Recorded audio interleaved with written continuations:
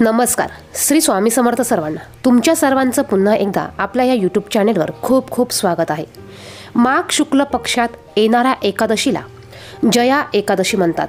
सुख सौभाग्याच्या प्राप्तीसाठी जया एकादशीचं व्रत हे महत्त्वाचं मानलं जातं. जया एकादशी ही येत्या 20 फेब्रुवारीला साजरी केली जाणार आहे. हिंदू धर्मात एकादशी तिथीला खूप महत्त्व आहे.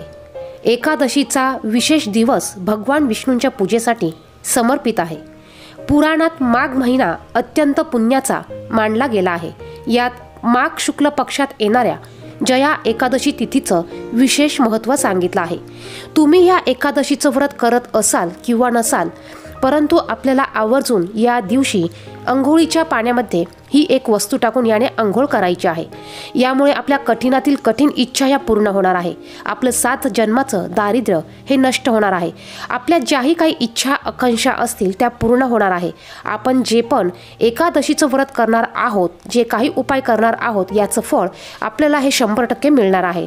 तर अंघोळीच्या पाण्यामध्ये अशी कोणती वस्तू आपल्याला टाकायची आहे हे आपण बघणार आहोतच. त्यापूर्वी तुम्ही जर का चॅनलवर नवीन असाल तर असेच माहितीचे व्हिडिओ बघण्यासाठी चॅनलला सबस्क्राइब करा आणि बाजूच्या बेल आयकॉनला प्रेस करा. म्हणजे जेव्हा पण मी माझी व्हिडिओ टाकेल त्याचं नोटिफिकेशन हे सर्वात अगोदर तुम्हाला मिळेल. आणि हो, तुम्ही माझ्या चॅनलला सबस्क्राइब केल्याबद्दल पुन्हा एकदा तुमच्या सर्वांचे खूप खूप धन्यवाद. खास करून माघ शुक्ल पक्षात येणाऱ्या या जया एकादशीचं व्रत हे सुख सौभाग्याच्या प्राप्तीसाठी महत्त्वाचं मानलं जातं. जी व्यक्ती हे व्रत भक्तिभावाने करते तिला मोक्ष प्राप्त होतो.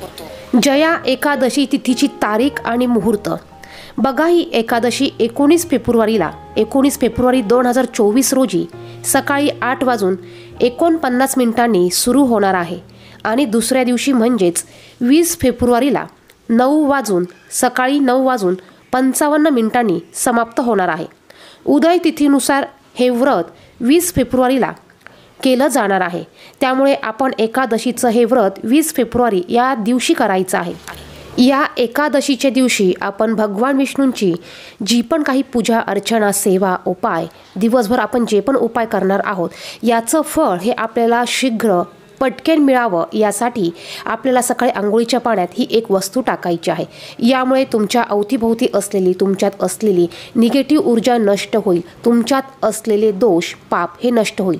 एकादशी तिथीला पवित्र नदीमध्ये स्नान करण्याला खूप महत्त्व असतं, परंतु आपल्याला प्रत्येकाला पवित्र नदीमध्ये स्नान करणं शक्य नसतं. तर आपण घरी या वस्तू टाकून आपण अंघोळ केल्याने आपल्याला देखील पवित्र नदीमध्ये स्नान केल्याचं पुण्य मिळणार आहे.